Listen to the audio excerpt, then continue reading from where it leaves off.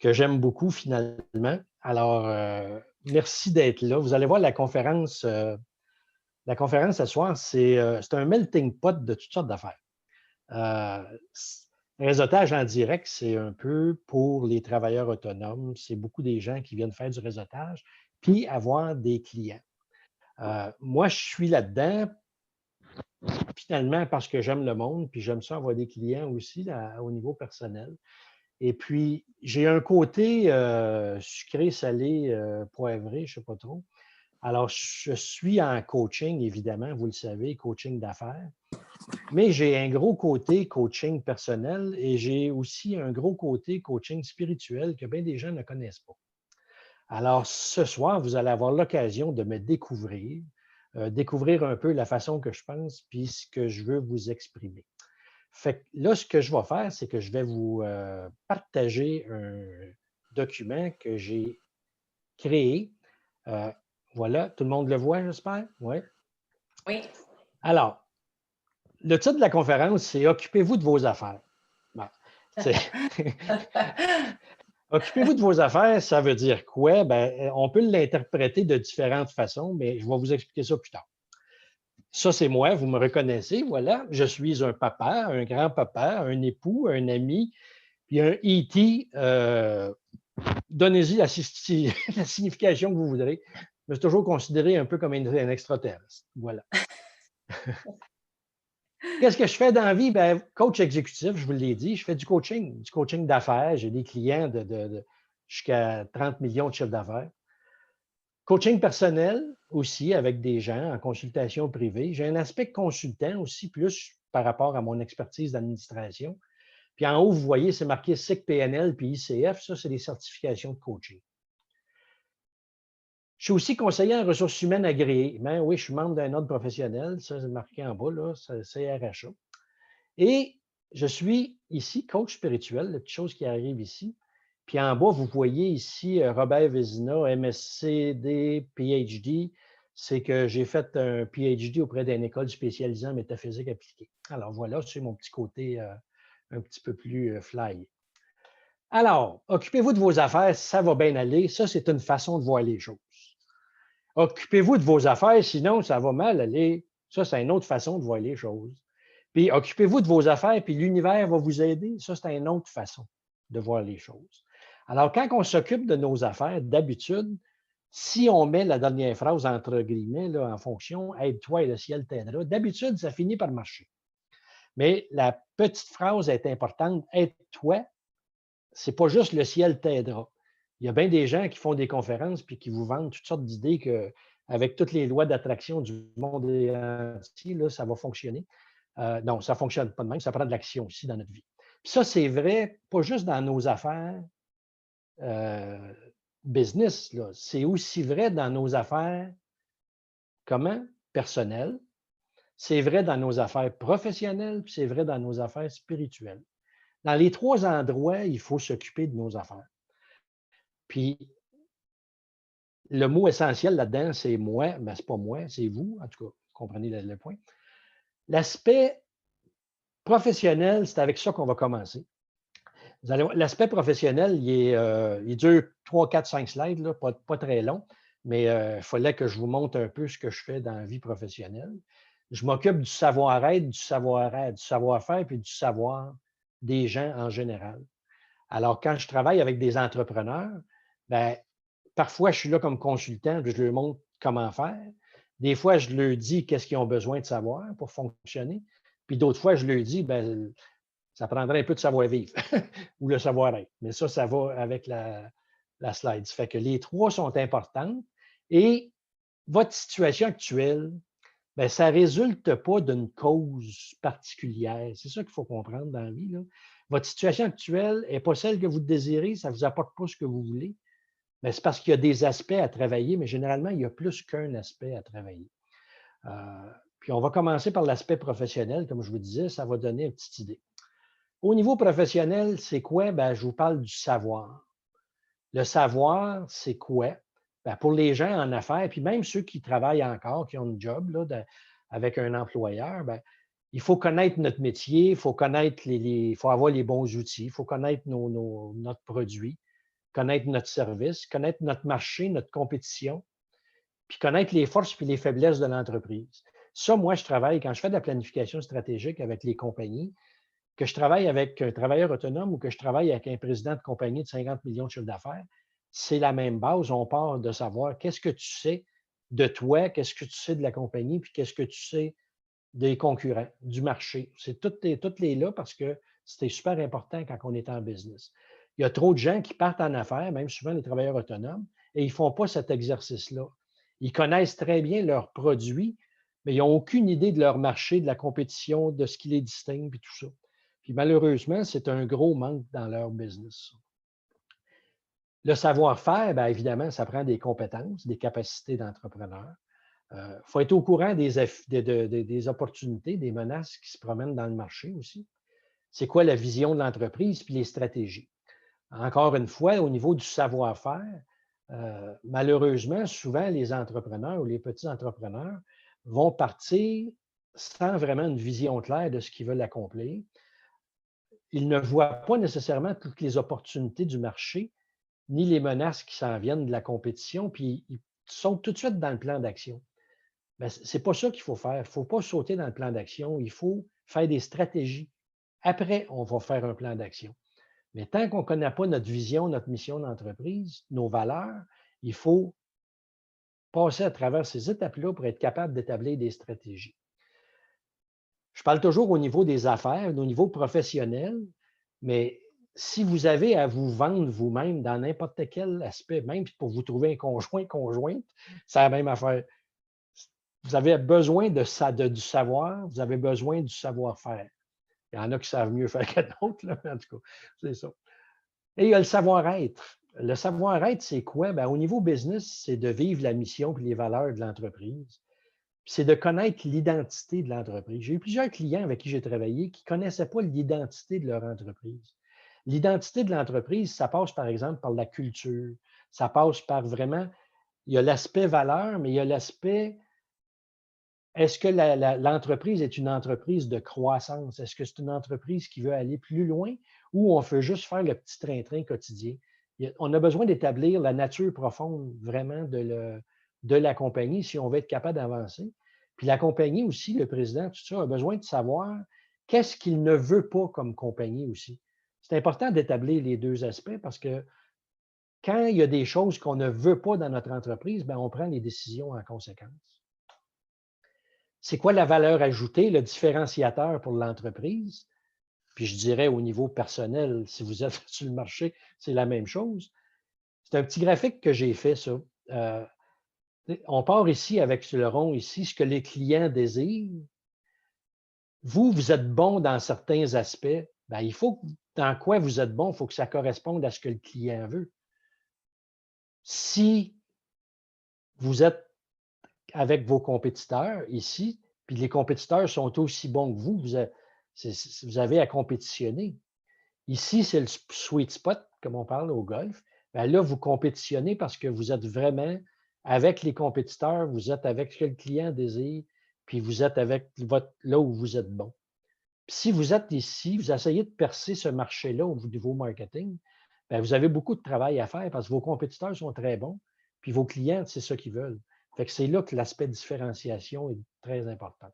Fait que ça, c'est un côté business là, avec lequel je travaille dans les clients, quand ils essayent de se positionner pour trouver c'est quoi leur niche, là où ils devraient mettre les efforts pour avancer. Souvent, au début de l'entreprise, l'important, c'est de regarder où je suis bon, puis qu'est-ce que le client désire. C'est là qu'on va travailler. Après ça, on peut étendre nos ramifications. Qu'est-ce qu'on regarde au niveau professionnel aussi? Ben, c'est tous ces aspects-là. On a des outils. On a besoin de quelqu'un qui fait notre gestion d'administration, notre service client, nos plans stratégiques, nos plans marketing, les plans de croissance personnelle, professionnelle, je parle. Et vous avez besoin d'un coach. Ça, retenez-les, là, c'est super important. Vous avez besoin d'un coach pour vous aider. Parce que trop souvent, les professionnels passent tellement de temps dans la production, dans la vente eux-mêmes, dans toutes sortes de choses qui ne prennent pas le temps de s'entourer puis de mettre tous les chapeaux nécessaires pour faire une bonne business. Fait qu'il faut sortir à un moment donné de notre tâche proprement dite et se donner du temps pour faire de la planification stratégique, des plans marketing, etc. Fait que ça, c'est super important au niveau professionnel. Au niveau personnel, on oublie la business, on parle maintenant de la personne en business ou de tous vous autres, peu importe. J'ai marqué moi, j'aurais toujours dû marquer vous, là, mais en tout cas, figurez que c'est moi, c'est vous. Euh, c'est quoi votre mission? C'est quoi votre mission de vie? Souvent, il y a des gens qui se posent la question, qu'est-ce que je fais ici? Euh, Ça, c'est un aspect qu'on va travailler des fois avec des gens pour essayer de les enligner un peu sur donner un sens à leur vie. L'identité, c'est un peu le même principe que je parlais pour l'entreprise tantôt. C'est quoi votre identité personnelle? C'est qui que t'es, toi? Est-ce que tu tu t'identifies comme un travailleur? Est-ce que tu t'identifies comme un père ou une mère de famille? Comment tu t'identifies dans la vie? Fait que ça, c'est très important de trouver son identité parce que quand on est en accord avec notre identité, ben, on a moins de conflits de valeurs. On a moins de conflits de dire, exemple, les gens qui font du travail et qui ont des enfants, souvent on entend le conflit travail-famille. Ben, c'est un peu ça. C'est qu'il faut trouver son identité, puis surtout l'accepter, cette identité-là, dans notre vie. Au niveau personnel, qu'est-ce qu'on regarde? Ben, on a tout ça à regarder. Ça en fait bien des affaires. On a des besoins, puis ça, les besoins, il y en a sans doute d'entre vous autres qui connaissent les besoins de Maslow, qui sont des besoins, je dirais, des besoins psychologiques, là. Ça part de la base avec les besoins physiologiques, les besoins de sécurité, les besoins d'appartenance, d'estime, d'accomplissement, tout ça. Il y a aussi d'autres besoins que je vous montrerai tantôt, là, des besoins de Tony Robbins, par exemple, qui arrivent avec 6 autres besoins. Vos capacités, c'est quoi? Ben, c'est quoi votre capacité comme personne? C'est quoi vos compétences comme personne? Dans quoi vous êtes bon? C'est important d'identifier ça aussi parce que quand on veut avancer dans la vie ou dans notre travail ou peu importe, c'est important de se connaître. Fait que c'est quoi mes capacités? Qu'est-ce que j'ai comme compétences dans la vie? Puis qu'est-ce qui va faire en sorte que je peux les utiliser? Euh, dans la Bible, on parlait des talents. Hein? Utilise tes talents. Mais c'est un peu ça, les capacités. Utilise le talent qui t'a été donné dans la vie parce que c'est ça qui va te permettre de mieux identifier ta mission, mieux être confortable dans ton identité. Fait que ça fait partie de ça. Au niveau de ton comportement, c'est quoi ton comportement dans la vie? Est-ce que tu as un comportement agréable? Est-ce que tu as un comportement choquant? Est-ce que tu as un comportement qui varie selon les gens avec qui tu es? C'est quoi tes comportements dans la vie? Au travail, est-ce que tu te comportes au travail comme tu te comportes à la maison? Au niveau des croyances, ça, c'est un gros, gros morceau. Euh, les croyances, les croyances, c'est tout ce qui est inclus dans notre subconscient, je dirais, là, puis dans notre conscient, qui a évolué au fil des années. Euh, Qu'est-ce qui amène vos croyances? Ben, c'est votre éducation, euh, la façon dont vous avez été élevé à la maison. Il y a beaucoup de nos croyances qui sont liées aussi avec les peurs. Parce que souvent, si on a peur de quelque chose, on croit qu'on n'est pas capable. Si on a peur d'être mal vu, ben, on devient inactif, je dirais. On arrête d'avancer dans la vie parce que les croyances nous empêchent d'avancer. Au niveau business, autant au niveau personnel, parce qu'au niveau, la personne qui est en affaires, elle a aussi c'est un humain, hein, entendons-nous, fait qu'elle a un côté croyance. Fait que dans nos croyances, là, c'est tout ce qui peut nous aider à avancer ou qui peut nous empêcher d'avancer. Si on croit que tout est possible, on avance. Si on croit qu'il va y avoir plein de difficultés sur notre chemin à cause de telle chose, on va avoir de la difficulté à avancer. Si on croit au niveau spirituel, si on croit dans une force divine, ben, ça nous donne un ancrage que des gens qui sont athées n'ont pas. Alors, nos croyances vont influencer notre chemin de vie, vont influencer nos décisions. Fait que l'aspect personnel est super important là-dedans. Les valeurs, ben, c'est, comme je disais tantôt, les valeurs, c'est super important parce qu'il peut y avoir des conflits de valeurs. Mais l'important pour vous, c'est de, oups, là, je vais faire un petit retour. Faites un exercice d'identifier c'est quoi mes, mes 8 valeurs principales. Puis ça, les valeurs, ça évolue dans la vie, hein. C'est sûr qu'un couple de célibataires qui est sur le party, qui sort, puis qu'ils n'ont pas les mêmes valeurs que quelqu'un qui est à la maison, qui a des enfants ou qui est grand-papa ou grand-maman, puis qui a des enfants. Les valeurs sont différentes.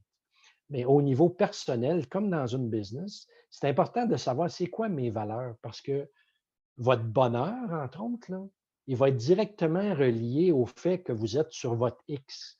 Puis être sur votre X, c'est quoi? C'est de connaître vos valeurs puis de les vivre au quotidien.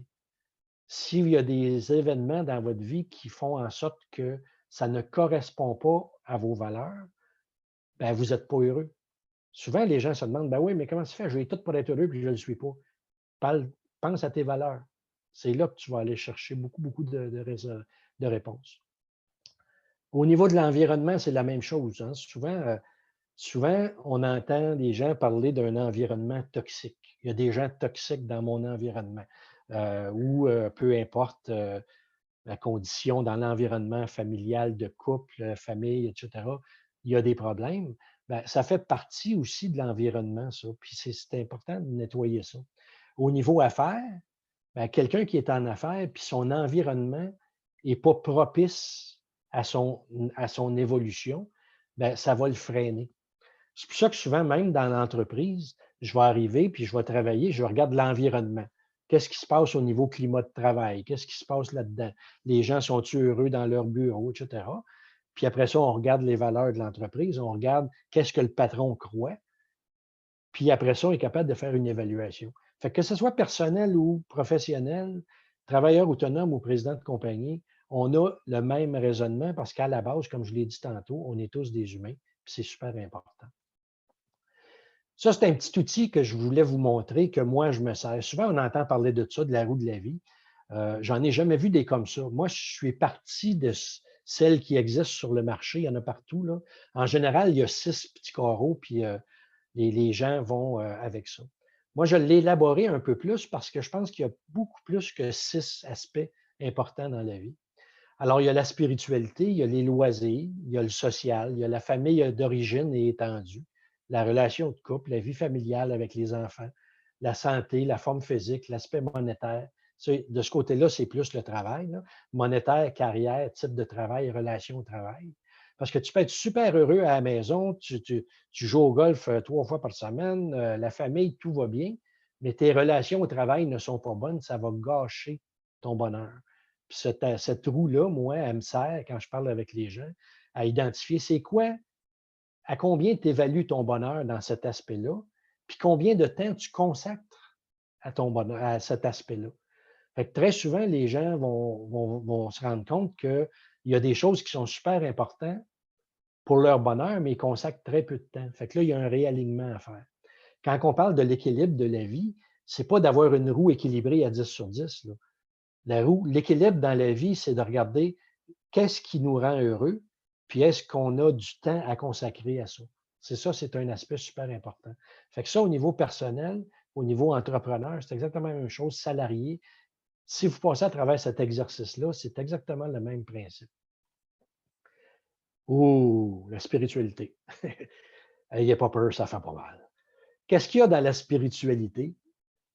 La spiritualité, c'est des questions qu'on se pose, hein. Qui suis-je? Qu'est-ce que je fais ici, moi? Hein? Il y a pas, ça, là, c'est une question qui est obligatoire dans le parcours humain. Il arrive à un moment donné, que ça arrive au secondaire, au cégep ou à 60 ans, on se dit, mais qu'est-ce que je fais ici? C'est qui je suis, moi? Puis c'est là qu'on va trouver la réponse. C'est quoi le sens de ma vie? Où c'est que je m'en vais, moi? Qu'est-ce qu'il y a après ça? Qu'est-ce que je vais faire dans ma vie? C'est un exemple. Quel souvenir que les gens vont avoir de moi quand je vais être parti? Hein? Parce que quand on travaille, Mon épouse a eu le bonheur de travailler avec beaucoup de personnes en fin de vie.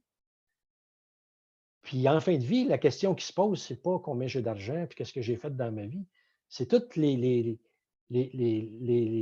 souvenirs heureux et les regrets qui ressortent à ce moment-là. Fait que si vous êtes conscient de ça, ben, posez-vous la question, c'est quoi les souvenirs que je veux que les gens aient de moi? Parce que les gens, ils vont se souvenir de vous. Ils ne se souviendront pas de 3 millions d'affaires. Ils vont se souvenir de quelques items.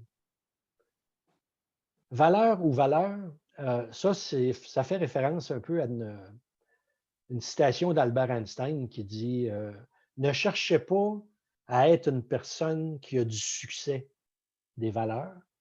Essayez d'être une personne qui a de la valeur. Alors, plus on se concentre à être une bonne personne, une belle personne, plus on tombe dans la spiritualité. Il est où le bonheur? Il est où? On se le pose la question, tout le monde se le pose. J'ai foi en quoi? Un peu comme je disais tantôt. J'ai foi en quoi? Qu'est-ce qui m'allume dans ma vie? Il y en a que ça va être toutes sortes d'aspects spirituels. Plus ta spiritualité s'en va vers la connexion avec Dieu, peu importe comment vous l'appellerez, peu importe, est-ce que vous appelez ça l'univers, est-ce que vous appelez ça votre force divine, peu importe, vous avez foi en quoi? Parce que cet système-là, c'est quelque chose qui va faire en sorte que vous allez vous rattacher à ça. Puis il y a beaucoup de gens aujourd'hui que l'Église n'existe plus.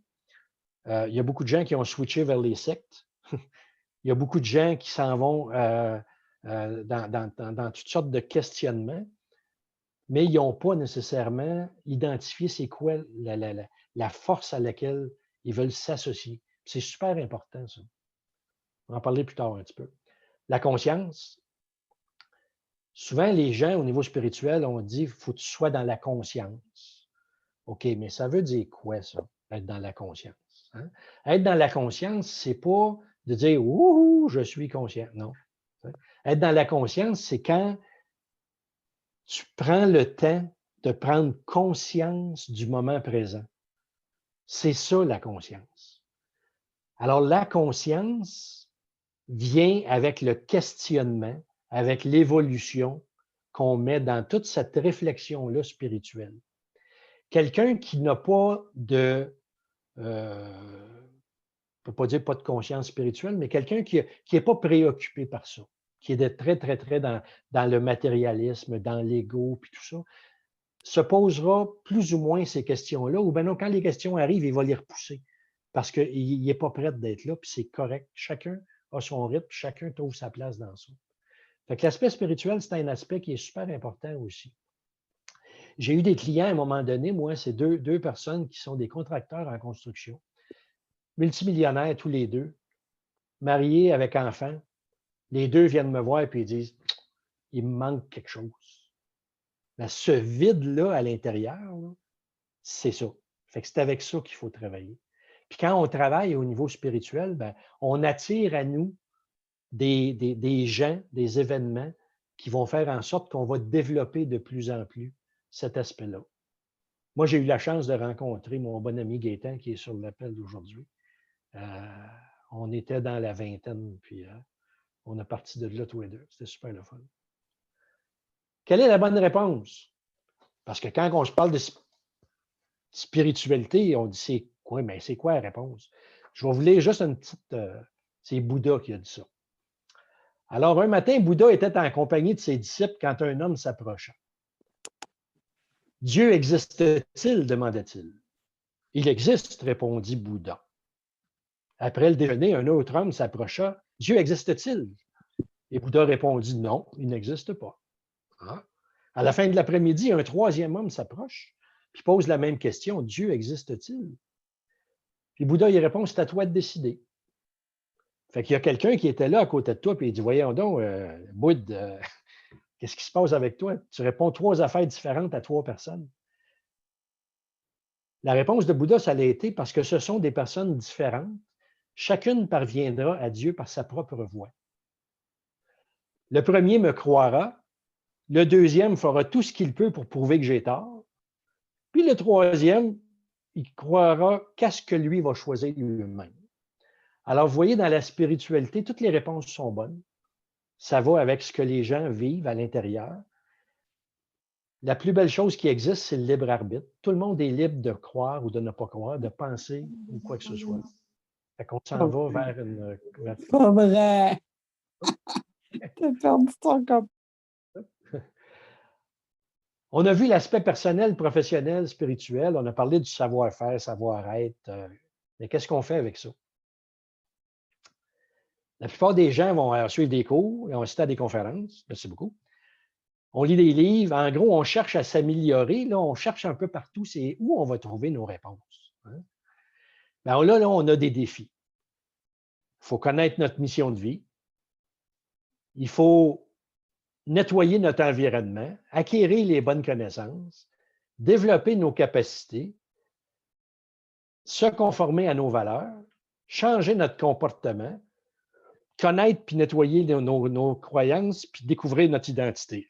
On l'a-tu, le party? Hein? Ça, c'est tous des aspects, en fait, qu'en coaching, on va aller couvrir, entre autres. Parce que chaque personne a des besoins différents. Il y a certaines personnes, des fois, qui ont juste besoin de se faire tasser quelques croyances limitantes, là, puis pouf, il explose. À un moment donné, j'ai eu un client, c'était un agent d'immeuble. Lui, il avait une peur. Il croyait que tous les gens étaient pour lui dire non ou qu'il n'était pas bien avec ça. Fait que qu'est-ce que j'ai fait? Je l'ai, avec certaines techniques, je l'ai amené à croire qu'il était la meilleure personne pour faire des cold calls à Montréal. Ben, ce gars-là, au bout de 2 séances, il a explosé, puis à ce moment-là, il est devenu une machine à cold call. Juste parce qu'on a éliminé la peur d'être mal vu quand je fais un appel puis d'être rejeté. Ça va loin, ces affaires-là. Là. Lui, là, c'était parti de son père qui avait ri de lui devant son cousin à cause de je me souviens plus quoi. Puis c'était juste une croyance qu'il avait là, que tout ce qui était pour dire, les gens étaient pour rire de lui. Ça, hein, ça m'épate, moi, des petites croyances comme ça, là, puis ça bouleverse une vie. Alors, qu'est-ce qu'on cherche? On cherche des outils pour régler toutes ces affaires-là qu'on a à régler. Il y a des outils comme la PNL. Vous le savez, moi, je vous l'ai dit au début, là, je suis certifié comme coach en PNL. Un coach en PNL, on regarde tous ces aspects-là, là, la mission, l'identité, les croyances, les valeurs, tout ça. Fait qu'on travaille avec les gens pour nettoyer tout ça. Puis évidemment, dans ça, ben, si on travaille au niveau de l'identité de la personne puis des croyances, ben, généralement, ça va régler toutes les autres en bas. Plus on travaille haut dans la pyramide, plus on va régler tous les problèmes. Si on travaille juste au niveau de l'environnement, ben, la personne peut garder encore des croyances puis avoir une image de soi qui n'est pas belle, etc., etc. Les métaprogrammes en bas, je n'embarquerai pas là-dedans, mais c'est des façons de notre cerveau de penser. Nos peurs, hein, il y en a qui ont des peurs. Fait qu'on essaye de nettoyer nos peurs parce qu'on se rend compte, là, on veut s'améliorer, on veut nettoyer tous nos problèmes.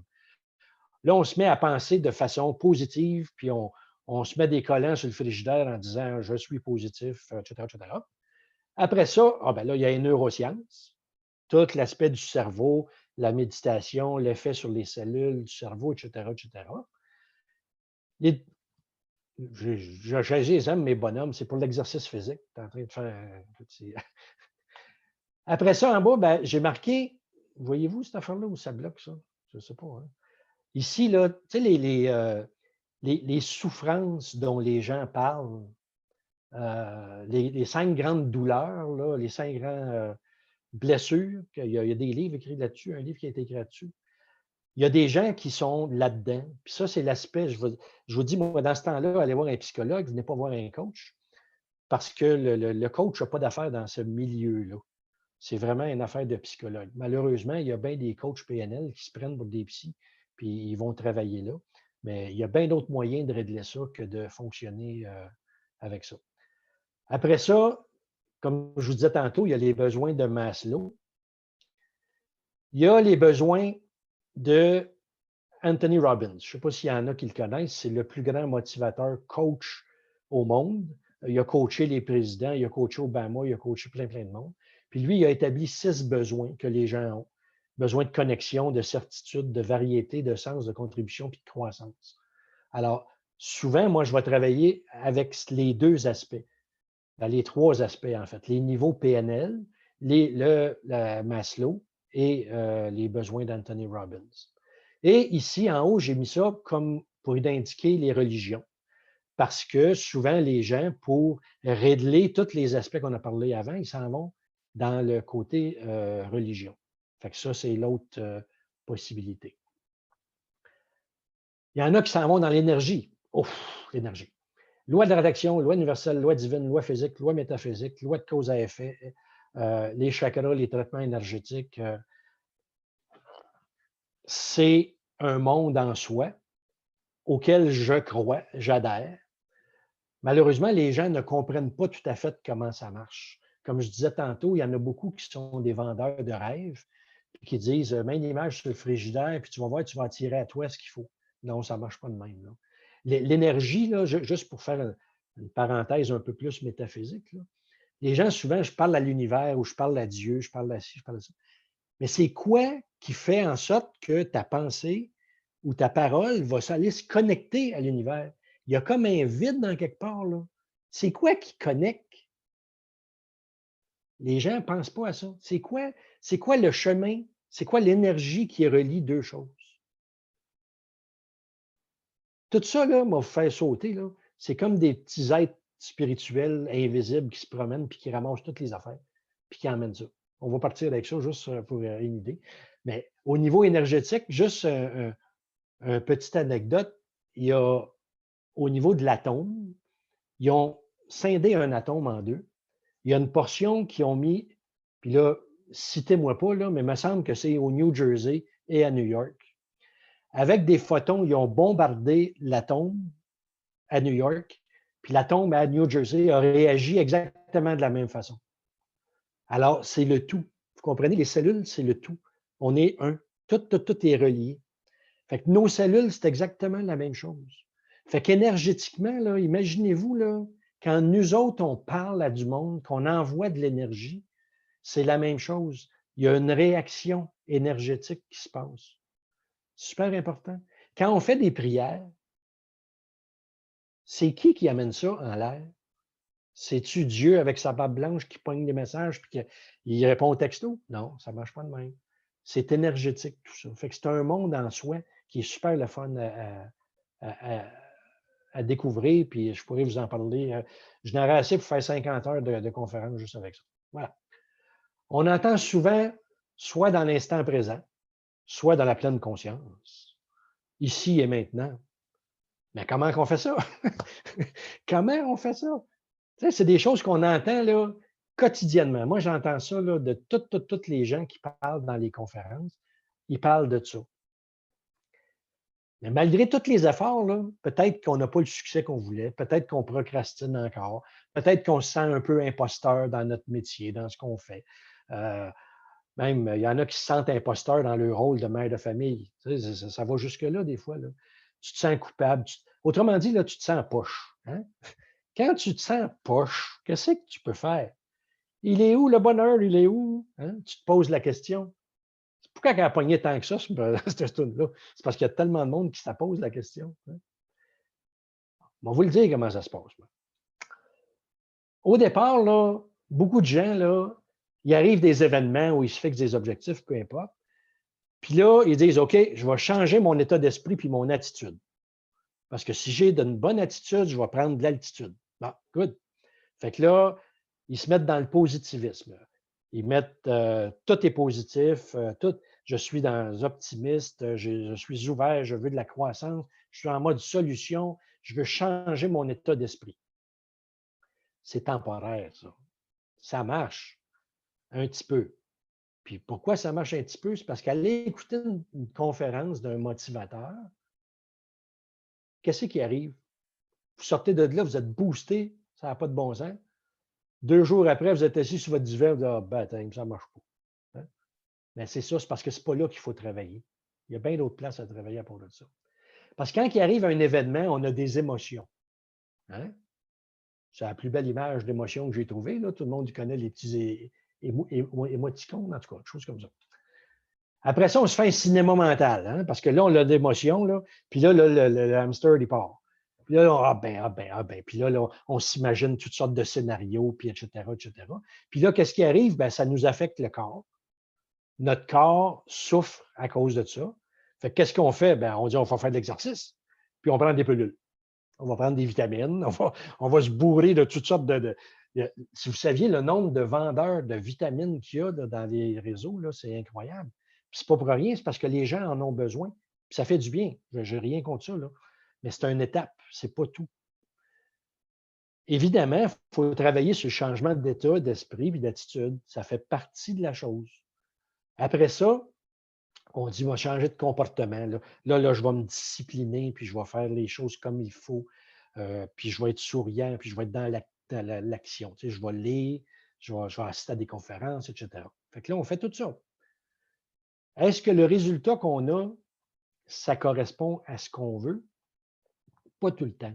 Puis une des raisons pourquoi ça ne correspond pas, c'est ce que je vous ai parlé tantôt, c'est qu'on a des filtres. On a des croyances, on a des valeurs, on a des besoins, des métaprogrammes, notre culture, on a des karmas. Alors, tout ça fait en sorte que quand un événement arrive, on passe à travers ce processus-là, on change tout ça, puis là, whoop, nos croyances étant ce qu'elles sont, nos valeurs étant ce qu'elles sont, notre culture étant ce qu'elles sont, le résultat n'arrive pas. Bien, qu'est-ce qui se passe? Ça, c'est exactement la même image. Vous avez exactement les mêmes étapes, mais il manque un carreau au bout. C'est quoi le carreau? Puis c'est pas le seul qui manque. Je vais vous revenir avec. Votre identité, l'image de soi, la confiance en soi, puis la peur du jugement. Ça, c'est super important. Il faut arrêter d'avoir peur de qu'est-ce que les gens vont dire de moi si je fais ça. Il faut totalement écarter ça de notre vie pour ne pas venir bousiller tout le reste. Fait que ça, c'est une étape. La plupart du temps, qu'est-ce qui arrive, c'est je contrôle mes émotions. J'ai une super belle image de moi, j'ai travaillé sur moi, ça va bien, j'ai confiance. Je contrôle mes peurs. J'ai éliminé, merci, j'ai éliminé mes croyances limitantes. Fait que ça va bien, là, j'ai travaillé sur moi, tout va bien. Puis pourtant, je me sens poche. Je me sens pas d'attaque. Je suis pas heureux. Des fois, j'ai le goût de me mettre en petite boule là, dans le coin puis brailler. Hein? Ça arrive, cela, là. Puis moi aussi, ça m'arrive. On est tous humains, là. J'ai une de mes bonnes amies, Vicky Giroir, qui donne des ateliers de croissance personnelle aussi. Elle, c'est ça. Soyons humains. C'est beaucoup ça qu'elle parle. L'important, c'est ça. C'est notre état d'âme. C'est quoi notre état d'âme au départ? Si tu te sens dans l'amertume, tu as des ressentiments, des désillusions, de la haine, de la rancœur, tu as une tristesse profonde à l'intérieur de toi, même si tu rajoutes un paquet de choses positives par-dessus, ça ne marchera pas. Même si tu mets de l'eau propre dans un trou de boîte, ça va être encore un trou de boîte. Il va être plus liquide, mais ça va être un trou de boîte. Fait qu'il faut arrêter de penser à mettre des choses positives sur des choses négatives. Ça ne marche pas. Si tu fais le ménage chez vous, là, puis tu mets en tout cas, un vernis quelconque sur tes meubles, là, pour les polir, puis tu n'as pas épousseté avant, voyons, ça ne marche pas. Fait qu'il faut penser à comment on se sent à l'intérieur avant toute chose. Parce que c'est là qui va influencer toute la balance. Mais il y a des états d'âme qui sont de la joie. Il y a des états d'âme qui sont la paix intérieure, la sérénité, l'amour. Ah, l'amour. Hein? Quand vous êtes, imaginez là, que vous êtes en amour. Hein? Imaginez ça. Si vous avez de la misère, là, imaginez la première fois que vous avez rencontré l'homme ou la femme de votre vie, puis que c'était le coup, c'est à soir, puis là, vous étiez dans un état d'âme propice parce que vous étiez dans l'amour. Quand on est dans l'amour, on ne peut pas être dans la colère. Ça ne marche pas. Il y a un blocage, là, parce que l'amour est plus fort que tout.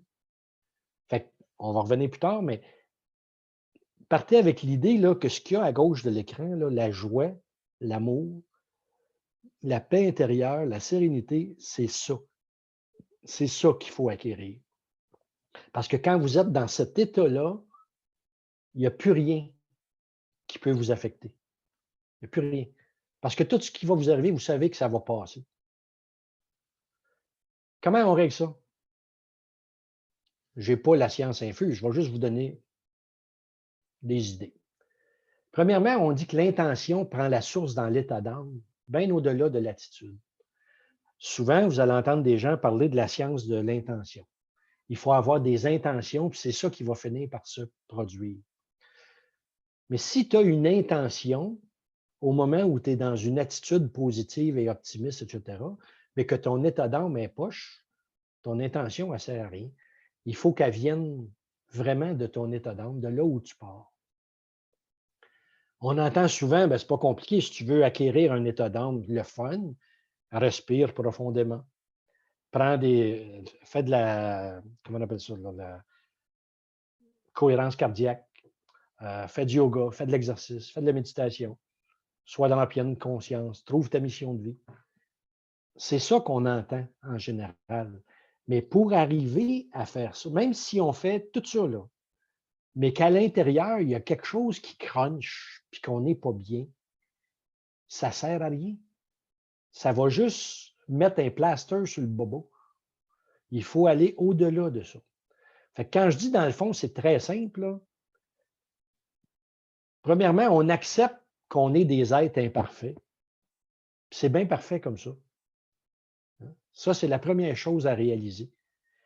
Arrêtez de vouloir être parfait et surtout arrêtez de vouloir que les autres soient parfaits. Ça ne marche pas comme ça. On est des humains. On est on est des êtres incarnés ici qui s'en viennent ici pour faire leur parcours d'apprentissage selon le contrat qu'ils se sont donnés en venant de l'autre bord.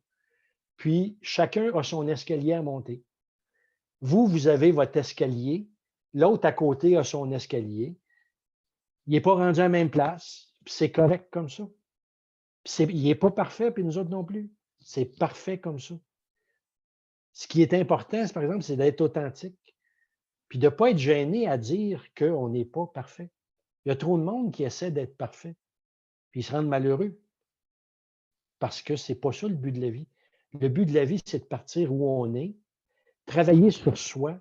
À un moment donné, quand on évolue puis qu'on travaille sur soi, il vient une connexion avec l'énergie, un ajusteur de pensée qui nous arrive.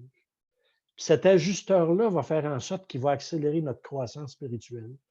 On va se connecter de plus en plus avec des valeurs d'amour, avec des valeurs positives, puis on va monter dans notre escalier. C'est ça le but de la vie. C'est vraiment ça le but de la vie. Il faut voir le beau dans tout. Il y a quelqu'un, en fait quelqu'un, je dis ça souvent à des gens. Tu sais, les gens ils disent, oui, mais comment je fais pour être zen, pour être bien? C'est pas compliqué. Trouve dans tout ce qui existe le beau. Trouve le beau dans les gens. Trouve le beau dans la nature. Trouve le beau partout. Ce verre d'eau, c'est pas du gin, là, c'est de l'eau. Ce verre d'eau, il est beau. Pourquoi il est beau? C'est parce qu'il y a quelqu'un qui a pensé à le faire, ce verre-là. Il a pensé à la forme avec les petits ronds. Il a pensé au plastique. Il a pensé à l'utilité. Il est beau, ce verre-là, parce qu'il sort d'une énergie créatrice. On est tous des créateurs, parce qu'on est à l'image du créateur, donc on est des créateurs. Puis en étant des créateurs, on se doit d'admirer ce qui a été créé par les autres, puis on se doit d'admirer aussi tout ce qui existe. Tout, tout, tout, tout. Le beau est important. Même quelqu'un que vous trouvez laid, il est beau. Il est très beau parce qu'il est à notre image, tout le temps. Va jouer dehors. Pourquoi je dis va jouer dehors? C'est parce que dehors, c'est beau. La nature est belle. Si tu ne sais pas quoi faire une journée, prends une marche, va te trouver un arbre et fais une caresse. Hein. Tu vas aller te plugger à l'énergie de la terre. Tu vas aller te plugger à cette terre-là qui est vivante, qui dégage une énergie. Tu vas te connecter, tu vas t'ancrer dans la nature. Alors, regarde une fleur, trouve-la belle. Tout est beau dans la nature. Il faut l'apprécier. Mais quand on regarde, il faut le voir. Il faut ouvrir nos yeux pour avoir la bonne vision. Remercier la vie pour tout, même dans les épreuves. Ça veut dire quoi? Ça, c'est d'être dans la gratitude. Si tu prends une vitamine, mettons que tu prends une vitamine C, c'est très bon pour la santé. Si tu prends, je ne sais pas moi, du persil, une plante, c'est très bon pour la santé.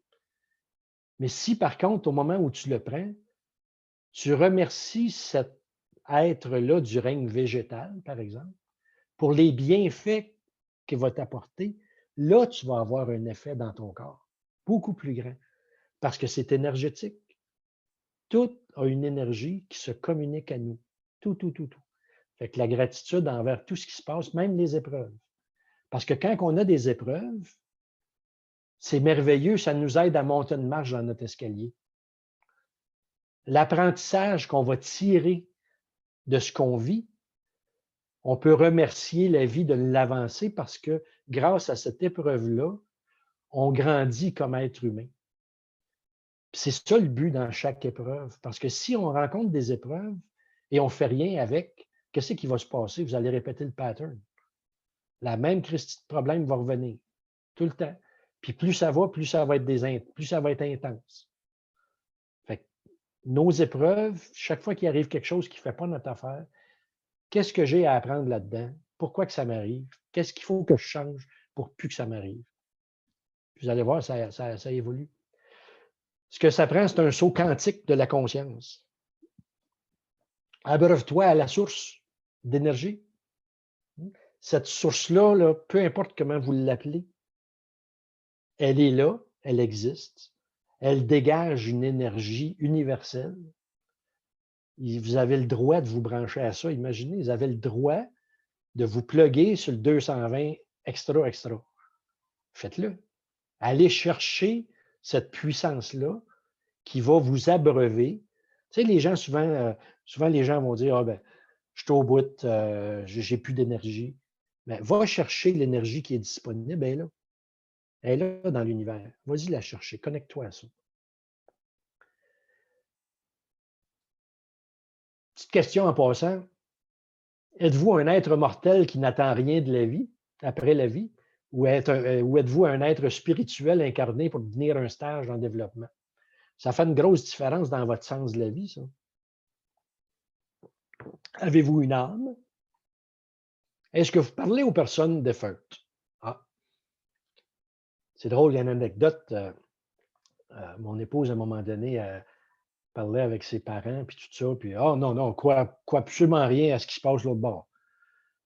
Mais quand il va se faire enterrer, ils veulent être enterrés un à côté de l'autre, puis ils veulent être enterrés avec leurs proches. Puis quand ça va mal, ben, ils parlent à leur père et à leur mère. Mais ils ne croient pas qu'il y a une vie après la mort. Mais ils leur parlent. Ils ne croient pas à la vie à la mort après la mort, mais ils croient aux anges. Ah oui, j'ai un ange gardien. Ça ne marche pas, là. Si tu parles à quelqu'un, c'est parce qu'il y a quelqu'un l'autre bord. Hein? Ben, fait que si tu parles à quelqu'un l'autre bord, ça doit être parce que tu crois qu'il y a quelqu'un l'autre bord. Ce quelqu'un-là, ben, je vous l'ai dit, c'est un monde en soi. Appelez-les tous les noms que vous voulez de ces êtres l'autre bord, des anges gardiens, des archanges, des ascètes, des dates, des binates, des séraphins, en tout cas. Là, il y en a plein, plein, plein, plein, plein. On pourra s'en reparler une autre fois. On est humain et on a le droit de l'être. Ça, c'est sur quelle tangente êtes-vous? Ce petit dessin-là, c'est juste pour vous amener à réfléchir parce qu'on est tous sur une tangente. Par exemple, si vous êtes sur une tangente au neutre, là, celle du milieu, bon, ben, votre vie avance puis vous en allez par là, c'est bien correct. Si vous êtes sur une des trois qui est en bas, ben, vous n'êtes pas sur une bonne tangente. Parce que plus ça va, plus c'est négatif. Puis si vous êtes sur celle d'en haut, ben, plus ça va, plus c'est positif. faut que tu te demandes à un moment donné dans quelle tangente que je suis, moi. Est-ce que je suis dans la partie en haut? Puis mon but dans la vie, c'est quoi? C'est de changer de tangente. C'est d'évoluer assez pour faire un saut quantique d'une tangente à l'autre. Pouf! Parce que là, tu vas vibrer à une énergie qui va être totalement différente. Puis tu vas accomplir des choses qui vont être bien différentes. Mais sur une tangente donnée, c'est normal qu'il y ait des choses comme ça, là. C'est tout à fait normal. D'ailleurs, une petite chose en passant, les gens qui lisent, qui disent les médiums, les gens qui lisent les âmes, etc., etc., oui, ça existe. Il y a des gens qui sont très connectés au niveau énergétique, mais ce qu'ils voient, eux, de votre vie, c'est la tangente actuelle sur laquelle vous êtes. Alors oui, ils vont être capables de vous dire, grosso modo, qu'est-ce qui va se passer dans votre vie, parce que ça, c'est sur une tangente d'espace-temps qui est prévisible. Mais si vous, dans votre vie, vous décidez de devenir une personne meilleure et faire un saut quantique, puis dire, moi, à partir d'aujourd'hui, je m'occupe de mes états d'âme, puis je passe à l'autre step, tout ce que le médium là, va vous dire, ça n'a plus aucun sens. Ça ne tient plus la vie parce que vous autres, vous l'avez dépassé, ce stade-là. Une façon de faire pour grandir, c'est d'utiliser des mantras. Qu'est-ce qu'on se répète? C'est ça. On se répète, je suis comblé. Pourquoi on se dit que je suis comblé? C'est parce que l'erreur que beaucoup de gens font quand ils parlent à l'univers, c'est qu'ils expriment leur volonté d'être prospère. On veut être plus riche, on veut être plus heureux, on veut être plus ci, plus ça. Qu'est-ce qu'on dit à l'énergie quand on leur dit ça? On leur dit, je suis dans un état de manque. Je manque quelque chose, univers, remplis-moi. Ça ne marche pas de même. Si tu es dans un état où tu dis au monde, tu dis à l'univers, je suis comblé, merci pour tout ce que j'ai, merci de m'apporter tout ce que j'ai dans ma vie, je suis comblé. Je suis comblé au niveau de mes relations, je suis comblé à tous les niveaux de la vie. Votre prospérité va exploser parce que vous êtes comblé, puis c'est le message que vous passez à l'énergie. Une autre chose qui est importante de croire, c'est que tout est temporaire. Parce que les épreuves sont temporaires. Toutes les situations, c'est temporaire. Il faut juste s'assurer de comprendre ça quand ça va mal. Quand ça va bien, on comprend que c'est temporaire, fait qu'on continue à s'être comblé, puis ça va revenir. Hein. Tout est parfait. Pourquoi tout est parfait dans la vie? C'est parce que si tu crois à d'autres choses que juste la vie de base, ben, tu comprends qu'il y a un plus grand plan dans l'univers.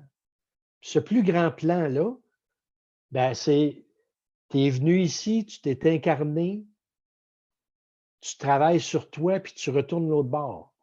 Mais avant de t'en venir, là, tu t'es fait un petit contrat avec toi-même et avec tes chums. Tu dis, moi, là, je m'en vais travailler telle affaire, fait que viens donc avec moi, tu vas me donner de la misère, puis on va évoluer ensemble. Quand tu pars avec cette mentalité-là, ben, tout est parfait dans ta vie parce que quand il arrive des situations, tu dis, oh my God, bravo, merci, j'ai quelque chose à évoluer. Hein? Fait que tout est parfait dans la vie sur le grand plan de la vie. Aujourd'hui, je serai la meilleure version de moi-même. Juste partir avec cette idée-là, ça va changer votre état d'âme parce que vous allez essayer d'être meilleur. Aide-toi et le ciel t'aidera, ça vient avec les mérites aussi. Il faut mériter que l'univers nous aide. C'est pas vrai que l'univers, Dieu, Allah, appelez-le comme vous voulez, c'est pas vrai qu'il va t'aider si toi, tu t'aides pas. Il faut que tu commences par t'aider, puis il faut que tu commences par poser les belles actions. Puis plus tu vas donner des belles actions dans ta vie, plus tu vas mériter ce que tu vas recevoir. Ça marche avec les mérites, ça, tout le temps.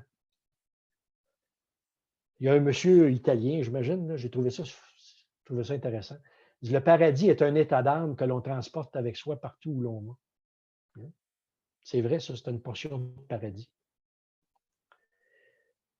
Au début, je vous ai parlé, que je vous ai dit, occupez-toi de vos affaires. On est rendu loin hein, dans les affaires. C'est quoi ça, mes affaires? Ça part avec ça. L'amour de soi, l'amour de l'autre, l'amour des autres, l'amour de tous les règnes. Tous les règnes, c'est quoi? C'est le végétal, l'animal, l'humain. Parce que quand on est dans l'amour de ce qui nous entoure, on voit la beauté dans ce qui nous entoure, notre âme, elle est bien. Notre âme, elle est bien. Tu sais, souvent on entend aime-toi et aime-toi et le ciel t'aidera, ou aide-toi et le ciel t'aidera, mais l'amour, il faut que tu t'aimes pour aider, pour aimer les autres. Commence par travailler sur l'amour que tu as envers tout. Vois la beauté dans tout. Vois la beauté dans les autres.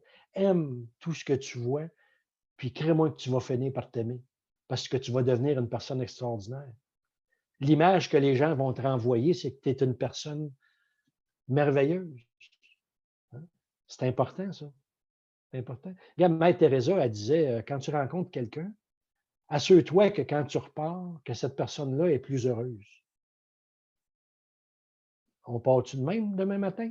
On essaye de voir les autres comme ils sont réellement dans toute la belle âme divine, puis on se concentre sur l'amour en général. C'est ça, s'occuper de nos affaires, c'est s'occuper d'aimer les autres. En résumé, qu'est-ce qu'on a vu? C'est tout ça. Eh bien, pas tout ça, il y a un autre slide après pour ça. L'aspect personnel, l'aspect professionnel, l'aspect spirituel, le savoir-faire, le savoir-être, le savoir. Toutes ces affaires-là, c'est toutes des choses, ça, que dans ma vie au quotidien, là, je travaille avec les gens, puis je les aide à passer à travers de ça. Il y en a qui me demandent pourquoi tu travailles encore à ton âge? Ben, c'est parce que j'aime ça. J'aime ça aider le monde. J'aime ça les aider à aller un peu plus loin, que ce soit dans leur affaire, personnelle, professionnelle ou spirituelle. Votre état d'esprit est important. Votre état d'âme est important. L'amour des autres, l'amour de l'autre, l'amour de tous les règnes. La gratitude, la connexion en haut. Rêver, soyez dans l'action, ayez foi dans la vie tout en étant dans l'énergie du cœur. Moi, c'est ça qui est ma moto. Oui, on doit rêver, on doit aller de l'avant, être dans l'action, parce que ça n'arrive pas tout seul. Avoir la foi dans la vie puis dans l'énergie du cœur. L'énergie du cœur, on va la chercher dans l'univers, on va la chercher dans notre foi, que ce soit en Dieu, que ce soit en autre chose, peu importe, chacun a son Dieu. En fait, toutes les religions l'expriment. C'est tout le même message, hein, les religions. Aimez-vous les uns les autres, c'est toujours la même affaire. Fait que c'est ça. Ce que j'offre aux gens, moi, c'est ça, c'est un petit coup de main dans tous ces aspects-là. Il y en a qui me disent non, merci, ils ont été occupés. Ça arrive souvent dans les gens qui sont en affaires, en général. Sont trop occupés pour voir qu'il y a des solutions qui eux faciliteraient la vie. Un petit coup de main, des fois, juste au niveau personnel, professionnel ou spirituel, ben, ça l'aide à débloquer bien des affaires. Alors voilà, merci beaucoup. Je complète là-dessus. Ça fait 1 heure. Fait que j'espère que ça vous a plu. J'ai encore 60 slides, mais je ne vous les montrerai pas ce soir. Ensuite, là, tu mets des post-it, des couleurs, je sais pas. C'est bon, les couleurs? Merci, Robert, de ta présence et j'apprécie. Ah, ça me fait plaisir. Merci beaucoup. Merci, Robert. C'est très bien. Merci.